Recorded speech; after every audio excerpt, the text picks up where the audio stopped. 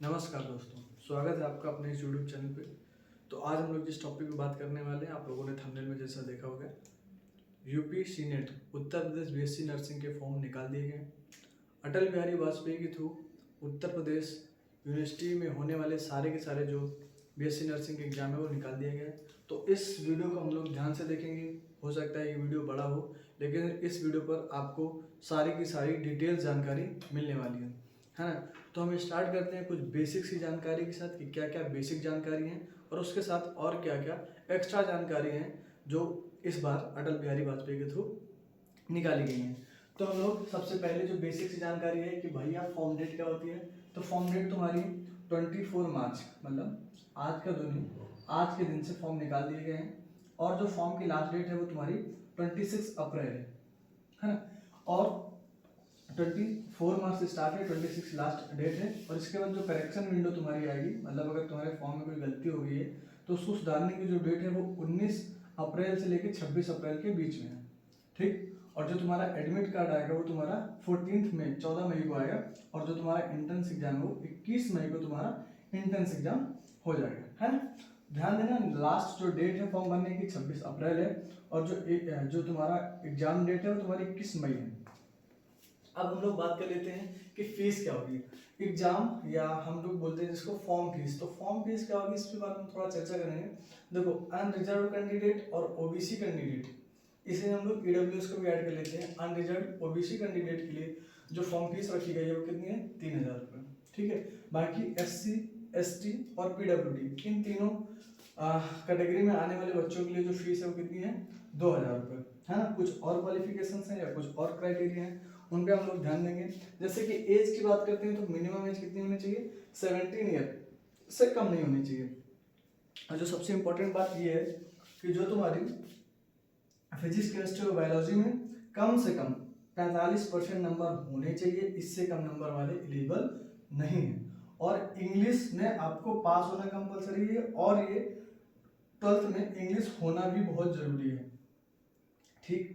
और सबसे इंपॉर्टेंट बात यह है कि जो आपका डोमिसाइल होगा, डोमिसाइल आपका उत्तर प्रदेश का होना चाहिए।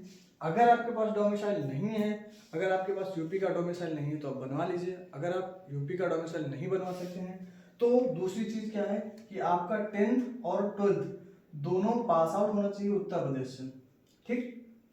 ये कुछ बात हुई। अब मैं बात करता हूँ रिजर्वेशन की। क्या कौन कौन से लोग रिजर्वेशन ले सकते हैं। तो जो तुम्हारा जो जिनके पैर खराब होते हैं, जो हैंडीकैप में आते हैं, जिनके पैर वगैरह खराब होते हैं, तो उनको यहाँ पर 5% का रिजर्वेशन कोटा दिया गया है नर्सिंग के एग्जाम में। और जो तुम्हारा खराब होने की डिसेबिलिटी परसेंटेज है वो लगभग 40 से 50% अगर डिसेबिलिटी है तो उसके लिए 5% का कोटा दिया गया है। इसी प्रकार से कास्ट सर्टिफिकेट में कास्ट के हिसाब से जो भी रिजर्वेशन मिलते हैं, ईडब्ल्यूएस के लिए 10% रखा गया है। और ओबीसी और एससी और एसटी के लिए जो रेगुलर नियम के थ्रू चले आ रहे हैं वही मिलेंगे, ठीक है। इनमें जो कास्ट सर्टिफिकेट है वो 1 अप्रैल 2025 के बाद का ही माना जाएगा, 2025 के बाद का ही माना जाएगा। तो आप लोग अभी रुक कर, जैसे अप्रैल आती है आप लोग फॉर्म फिल कर देना, कास्ट सर्टिफिकेट बन के आ जाएगा। जिसका एक्स सर्विसमैन कोटा है उसके लिए भी मिलेगी। और सबसे इंपॉर्टेंट बात यह है कि एनसीसी, जो बच्चे एनसीसी कर रहे हैं, जो बच्चे एनसीसी कर चुके हैं, क्या उनको भी कोटा मिलेगा। तो जी हाँ, एनसीसी का कोटा मिलेगा।